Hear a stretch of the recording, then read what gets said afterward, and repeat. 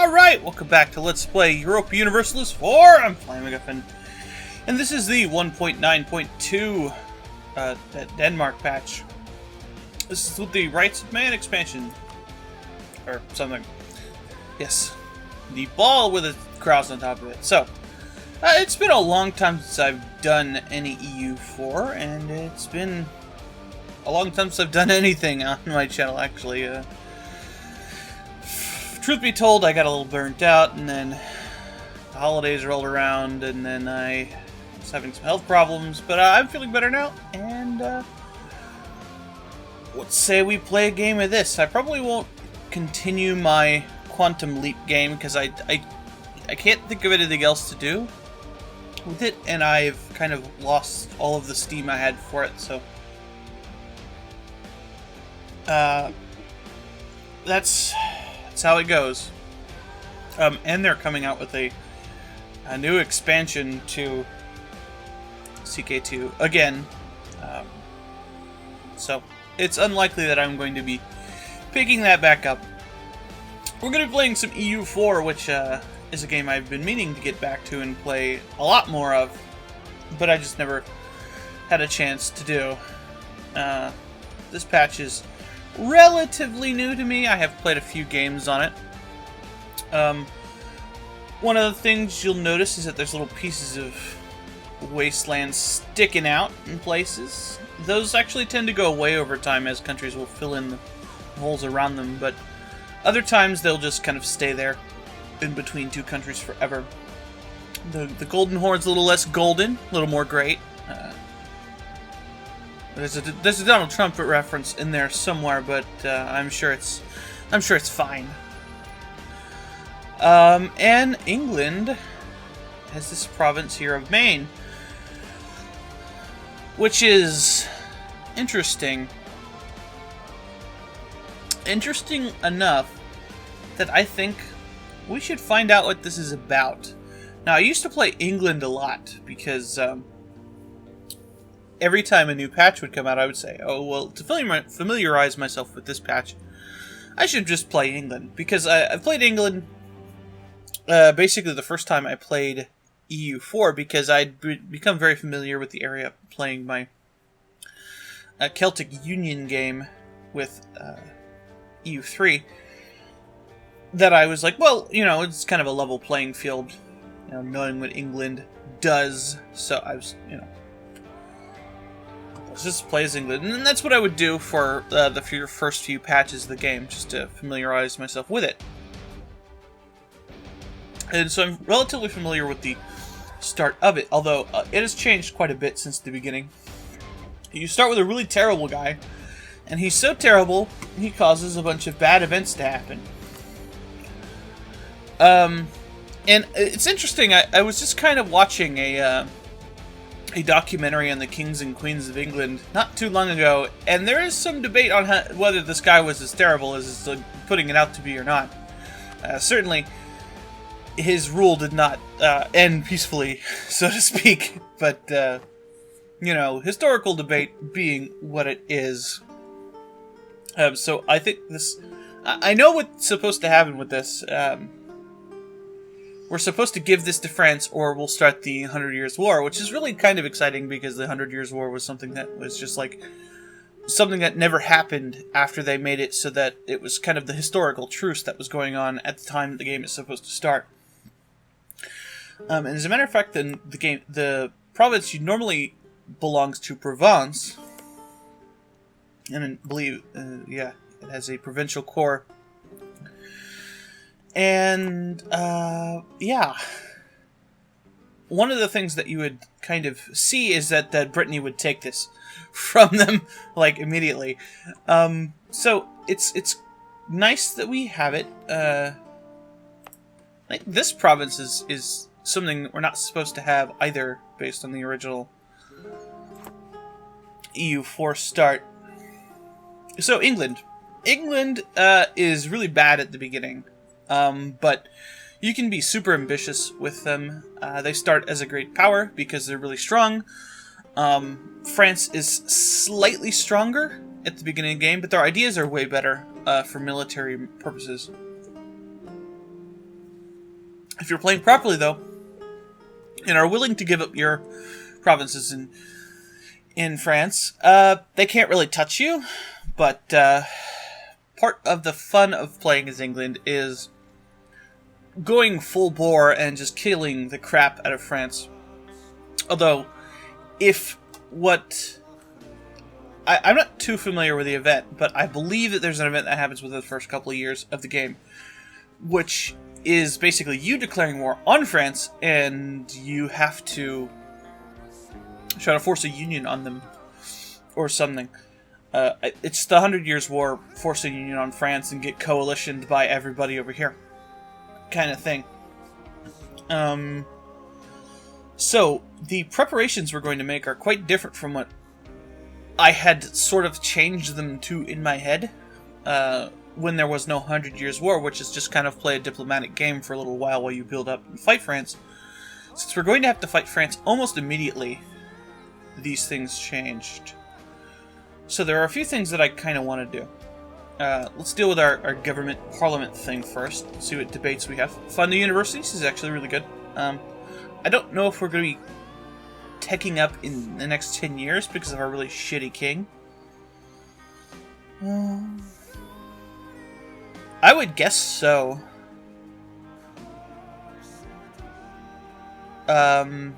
Advisor costs or national census is probably the next best. It's not like you can pick another one if you don't get the right support you want for it. Let's go for fund and expansion of universities. Okay, so sometimes this will go immediately because it has all of the support. The tax ones I notice tend to do that. So Kent, apparently it either automatically does this or you don't have to pay it because they're already in favor of it. Yeah, there's no autonomy here.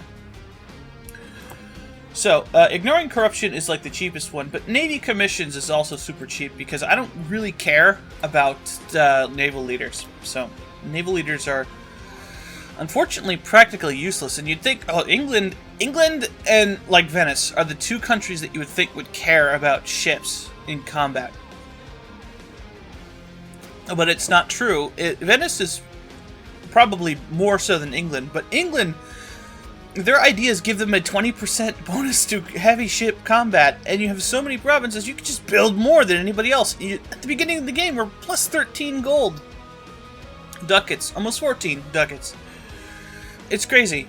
And I'll ignore corruption in Oxfordshire. It doesn't really matter. It's the same either way. So I wanted to do that before assigning my other seat of parliament. This is basically constitutional monarchy. I think the stats are slightly different, but we're stuck in this government until the English Civil War. Which you cannot avoid if you expand at all. Which we are going to do. So fund expansion of universities. Our technology cost is minus 5%, which is a very good start. And we don't start anywhere near Italy, so that institution is going to spread slowly to us. Alright. Let's assign this other seat of parliament. So we don't want to pick anywhere.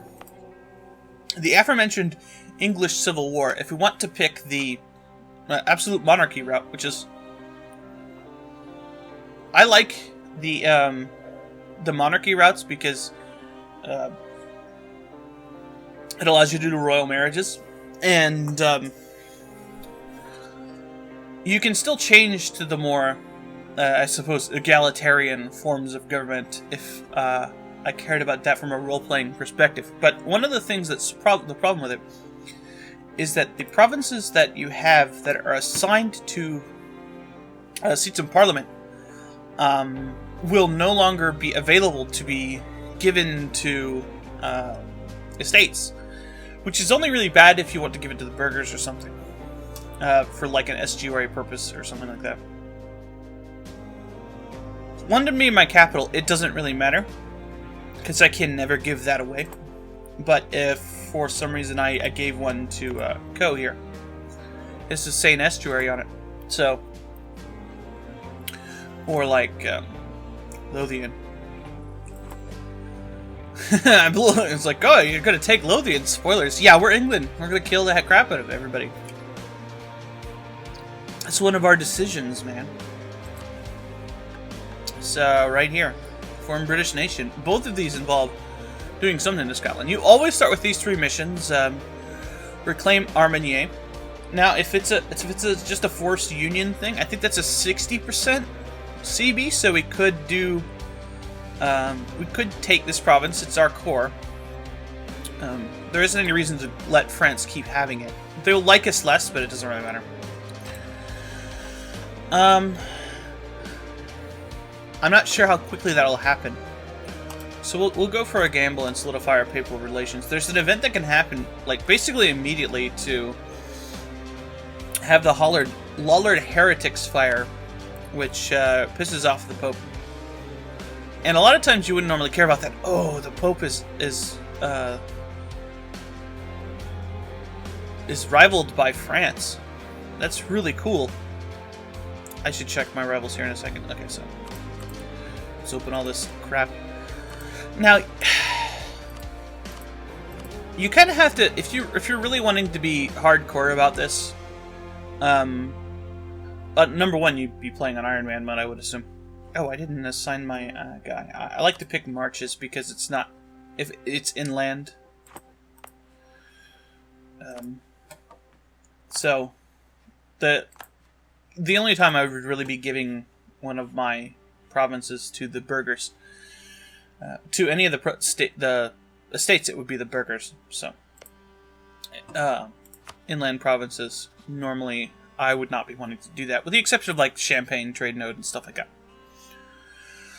All right, so we want to improve relations with the papal state. We're a kingdom, so we start with 3 diplomats, which is great. What do I want to do now? Oh yeah, my rivals. Oh, this looming disaster. Yeah, we'll talk about that in a minute. Okay, so my starting rivals are Scotland. See, this is normally Denmark, France, and Burgundy, or sometimes Denmark, France, and Castile, or something like that. Well, we're gonna. Yeah, France hates us because we have a shitload of their cores. I agree with the Scotland thing. And we may as well rival Burgundy. Now, the Burgundian inheritance is something that is actually quite bad for us. Because number one, if it fires too early, then France gets a bunch of extra land and becomes stronger. It's also bad because if Austria gets the inheritance, then that's a lot of land that you have to yank out of the empire by force, which early on can be a little bit threatening. Burgundy itself is not part of the empire, but their unions almost all are, except I think Nevers is not one. And Rethel isn't, but all of these guys are in the Empire. Oh, Flanders isn't. So, okay, I lied. It's a Brabant and Holland that are in the Empire that we need to care about. Oh, and apparently Liège. Liège is stupid, though. So, what's the diplomatic situation? Castile is friendly to us. That's good. Aragon is probably going to be neutral. Yeah. Austria neutral. Brandenburg is neutral.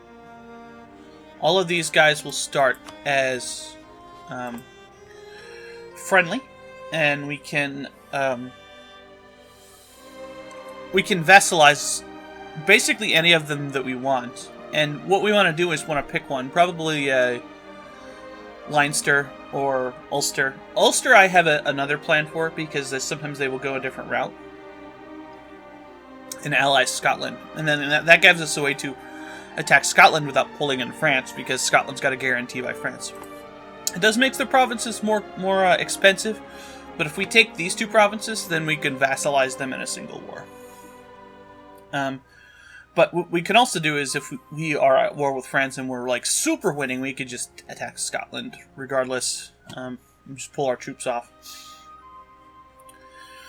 But since this is going to be technically an offensive war, we need to check to see if anybody is going to want any of France's land.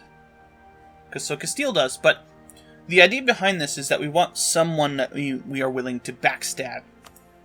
Aha, and Aragon. Aragon I am willing to backstab because they're usually going to get absorbed by Castile or killed by Castile, one of the two. They are almost always rivals. They're not rivals right now, which actually makes it more likely that they are going to be absorbed by Castile rather than killed. There's a bone of contention with Navarra. Oftentimes they will want the same land as far as like Granada goes. They're both usually friends with Portugal, and we actually start allied with Portugal. I think a royal marriage too. Yeah, so we're buddies with Portugal too.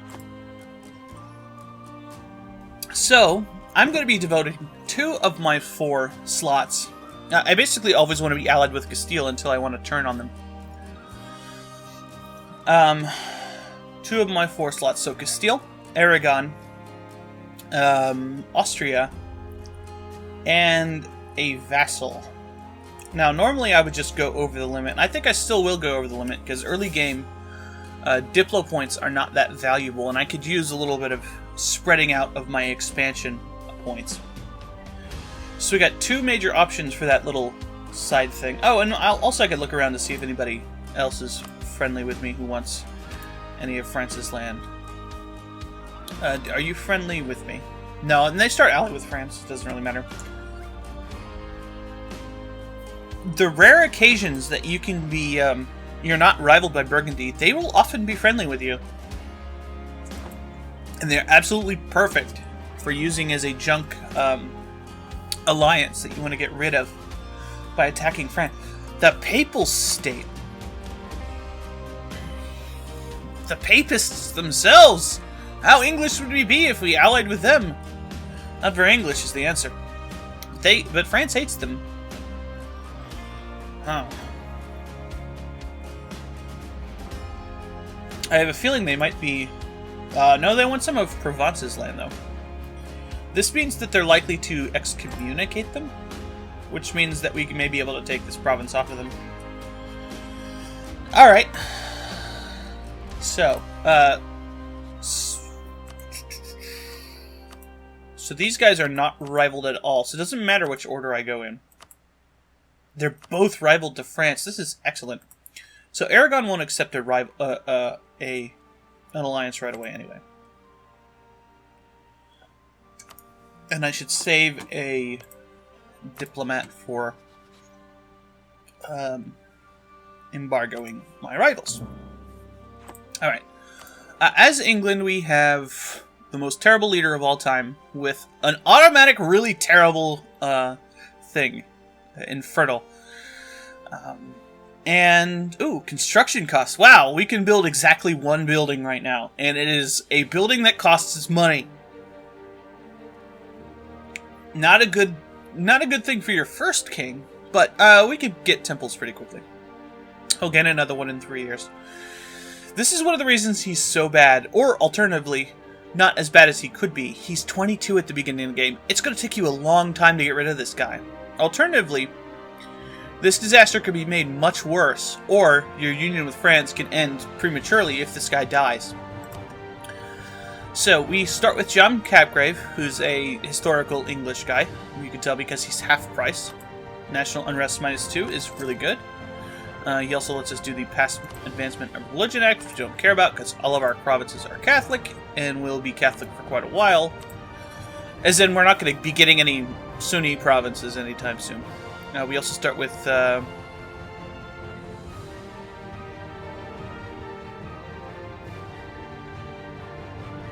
Navy guy? I don't know about that. Normally, you will start with a half-price Diplo guy as well. We're going to be going down the road where we have less Diplo points. And morale of armies is the better choice there. Okay. And let's just balance this out. So our accepted cultures right now are Norman and Gascon. Gascon. No. Cultures. Norman is 2 provinces. Normandy is more provinces, but only 2 provinces have the Norman culture, which is in the French group. Gascon has significantly more. I think it's like 6 provinces down here, so maybe 7.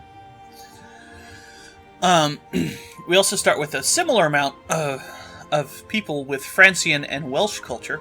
If we give that province back to France that we're not supposed to have,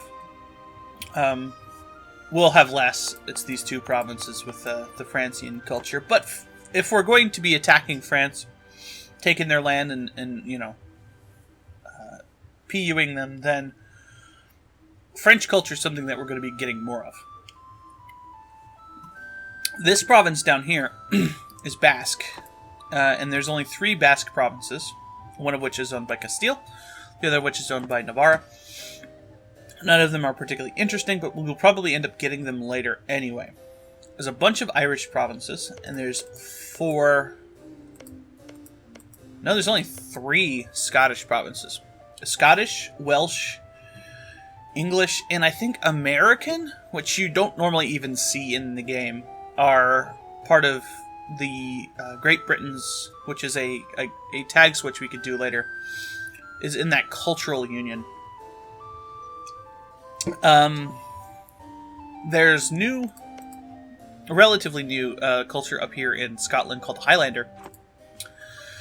And a lot of these cultures that do not belong to your main group and are not cultures that you're going to get a lot of are ones that you're going to want to eradicate if you're wanting to get your full benefit out of all of your provinces. But most of these are kind of shitty provinces, so it doesn't really matter. The Welsh culture doesn't really matter since we'll get a cultural union over them. And they only have 3 provinces anyway. So we are better off leaving them alone. Alright, so we still have quite a bit of money, but that's going to drop as we start to do things. I'm going to leave my maintenance up as I'm going to ship these guys across. We start with 7 heavies, which is twice as many as anybody else has at the beginning. Not twice. I think Castile has 4. But it's certainly more than anyone that we're actually going to be fighting early in the game. We start with good control over 2 trade notes.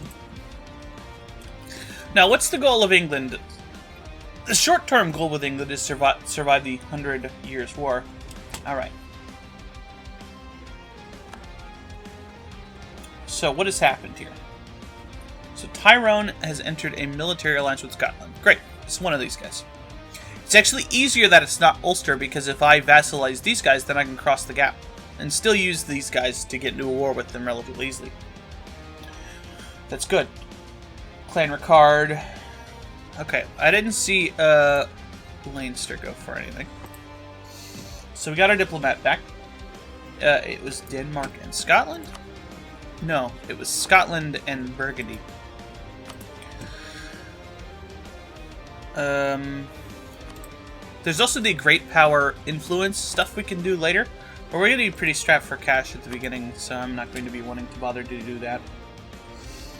I don't know what the mean time to happen is on this mission, so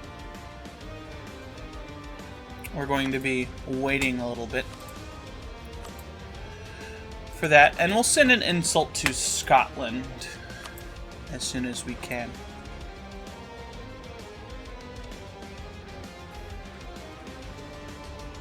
Except a military alliance with Savoy could be bad.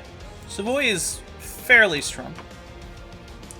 What we don't want to see is an alliance directly with Scotland, because that means we actually have to put guys up here.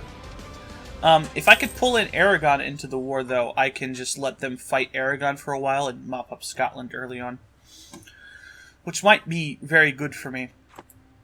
I also need to start building some troops up to at least my force limit, so we can afford 9 more guys. I do kind of need 1 more cavalry, and I guess I can't afford it, so I'll build 1 of those. And there's no way I'm going to get my guys back through there, so just build up to the force limit there. We also start with a really good leader, not for the Navy though. Richard Plantagenet, who is a 4-shock, 3-maneuver, 2-fire guy, but fire doesn't really matter right now. He's opposed by the great Jean Barreau, who is 4-shock, 4-fire cannoneer with 3 siege.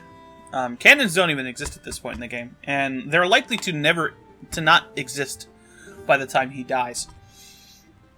So yeah, very useful trait. He's a better general, obviously, but the fact that he has only 1 maneuver versus the 3 that our general has gives us a slight advantage with some of the terrain stuff, but only minor. Just like river crossings and things like that. We're going to be fighting mostly his defensive battles here anyway, because we're going to be wanting to take his forts. So, yes. I'm going to look. 15th. Okay.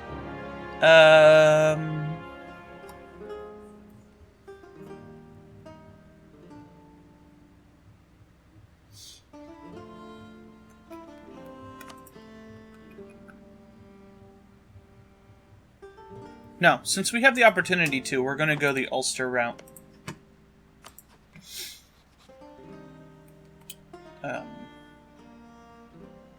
Let's just go ahead and start. Let's get an alliance, since they won't ally Scotland. If I ally them first, and then we'll let them go for the rest of the accoutrement of the alliance themselves with their diplomats, if they will. Alright. There we go. Let's insult them for a little power projection. We start with plus 20 to power projection because we're a 3rd rank great power, so we almost always will have a certain amount of upkeep based on that. A certain amount of power projection. Excuse me, I was looking at the leaders without upkeep. They actually desire a couple of our provinces. Okay, nothing's changed between them. We can go ahead and offer our alliance to Castile here. Since they don't rival Aragon, we're not worried about that. We also probably need to raise our relations, yeah, with Austria to see if they will ally us. Oh, and they rivaled France. Great. Not quite the perfect storm of crap happening. But, yes. They stuck with their alliance with Provence. Interesting. It's actually kind of more useful than some of the other ones they can take because they're directly next to me. Or next to them. This is from Ulster? Sure.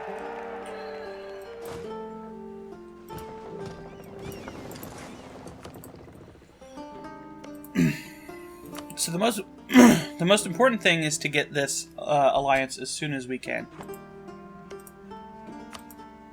Oh, they switched to friendly. Awesome.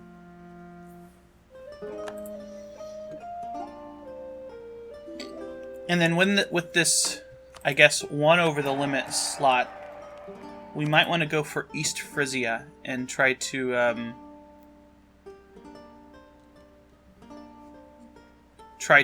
vassalize him. Because then we can just, if we get into any wars in the Empire, we can feed him land, or we can just, annex him pretty quickly. It'll basically only cost us Diplo points to do that, which is the entire point of doing that. I'm surprised Castile hasn't sent me a royal marriage. It's fine. Just want to go slowly at the beginning here. I could build some more ships, but I might need to merc up later.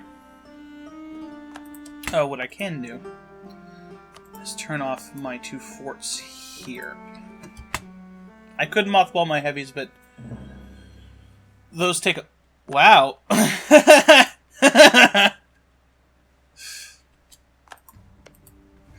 Your Holiness, do you want an alliance? He does. It's 1, 2, 3, 4. Yeah. We could do that instead of the alliance with that. That'd be... This is way more useful, actually.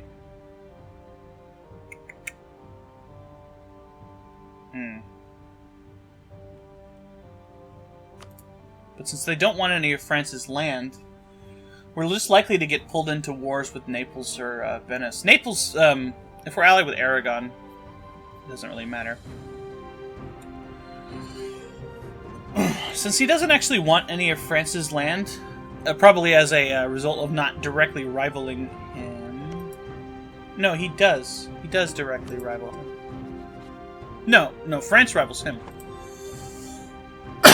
Probably because he wants the Pope's land. Yeah. That diplomatic feedback is really useful for figuring out who you want to be friends with and stuff. We got basically 4 or 5 months before we can go for a royal marriage. France has claimed the throne of Provence, which may break their alliance. Yep, there they broke their alliance. I'm looking at this thing over here. It's easier than having a bunch of pop-ups. I can click on them and they'll pop up. But, yeah. Okay, so Castile is going for Navarra. Sometimes I'll go for the, that kind of minor alliance with Navarra. Just because, this is the one with less cavalry.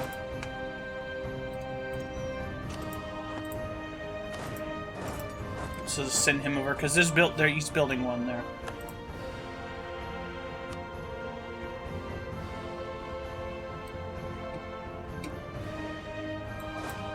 France having a personal union over Provence is probably not going to happen because we're going to kill him. Or die trying, you know. Aha! Ooh! A 4-3-4. And a consort. So consorts are relatively new. What they do is they take the place of your Regency Council if your king dies and you don't have a leader. Which... here. So we have a rather good heir for what we have, and a decent consort going on right now. Unfortunately, it is a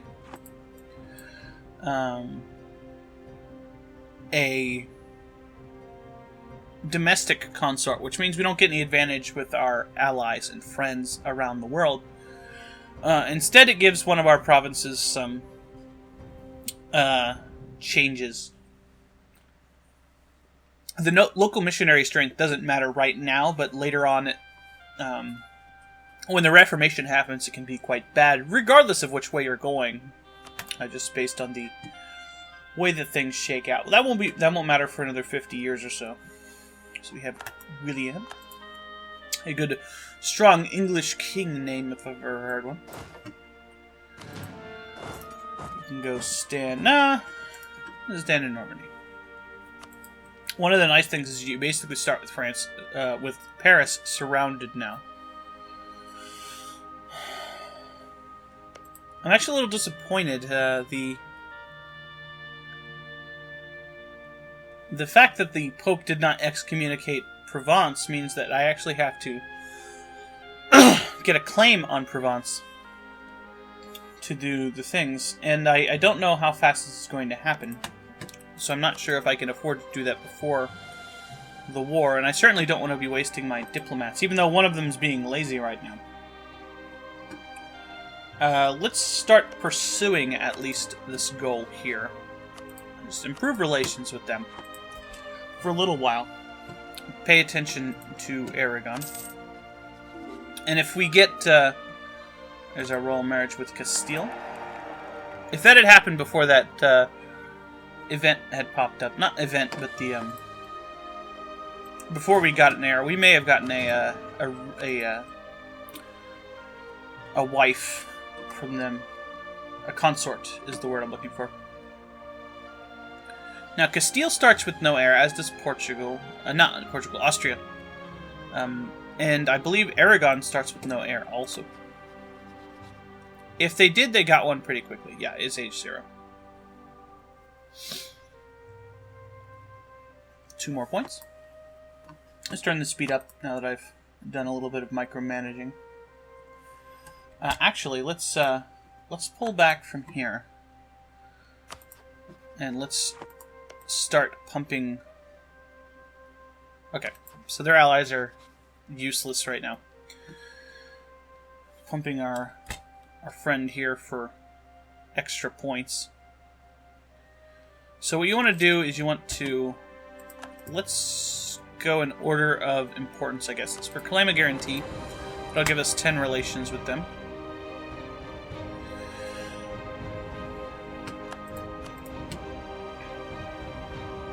One more month. And then we'll take his trade power. Which will give us another plus 10.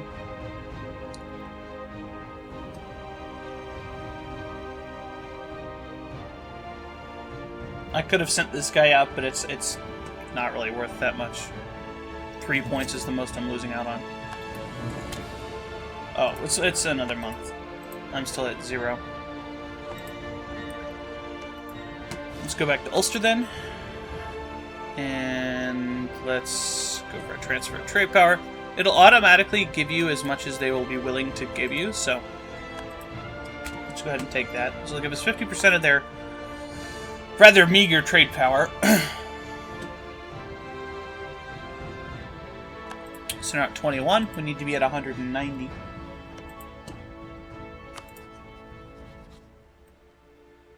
Oh, straight up alliance now. Okay, good. And now we're in a pretty good place now. So our diplomatic relations, if we look at my own country, I always forget that Portugal starts as one. Because you almost never can use them in a war because they're too far away. So we're building up to vassalize Ulster. But the other ones are... Austria is definitely a defensive alliance. And a kind of a backhanded dealing tool for working with the Empire. They're likely to lose the emperorship at several points through the game. Mostly to Bohemia. But in that case, we could just switch to Bohemia. We have no reason not to be friendly with basically everyone in the Empire who doesn't directly border the North Sea. Or the English Channel, I should say. Portugal and Castile. I could use Castile offensively here, depending on how long it takes to get into the war.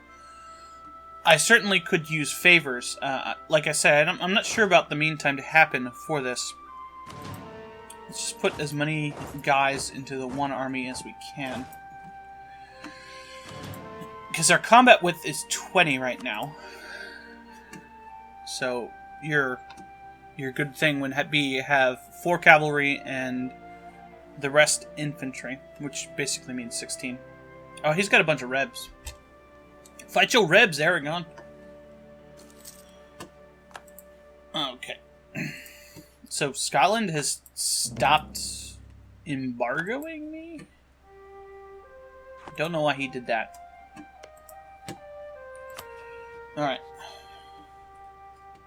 Let's see if France having done anything. So let's see.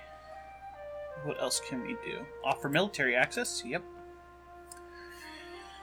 And I think at this point, since we've already got a royal marriage with them, all we can do is improve relations. But we've gotten pretty far. We could give them money, but there's no reason to do that. Unless I have to sit here with the declare war on France thing up for 3 months, which I probably will be doing just to get a little bit more going. The idea of backstabbing both Castile and Aragon is very tempting, actually. And if I occupy all of the provinces that they can take, they may not be mad at me, but they probably will be. Alright. So we'll keep our relations up with these two above everything, and see how things shake out with the French situation. So he's actually got Jean Barreau already assigned. France only has one port that we care about here in Saint-Thome. So go ahead and move our fleet down there. I might want to leave my transports up here, but it's a little bit of bulk to absorb some shots from the Carracks. Carracks are expensive, but they'll blow anything out of the water around here that isn't an inland sea. See, down here, this is an inland sea. This is the baby pool for all the, the wussy mans of the EU era. Out here, this is the big boy pool. This is where England plays with big ships and blows everyone up. Castile and Portugal also. And to a lesser extent, Denmark will do so also. But they also have a baby pool inland sea where they build up a bunch of galleys for some stupid reason. Yeah. As a matter of fact, I'm not even sure I want a castle in London. I'll leave it there for later. A local noble? What the heck, Poland? So they basically turned down the Polish-Lithuanian Commonwealth. That's ridiculous. Alright, so one of the promises I made to myself is that I was going to make distinct cuts in my videos from now on. I'm going to be playing longer sessions because I think that's part of what made me a little bit burnt out, is that I would be playing every day rather than only a couple of days for several hours. So I will leave it here for now to take care of my money situation. And I will see you next time on Let's Play Europa Universalis 4. What the heck, Poland? I was counting on you. We'll see you later.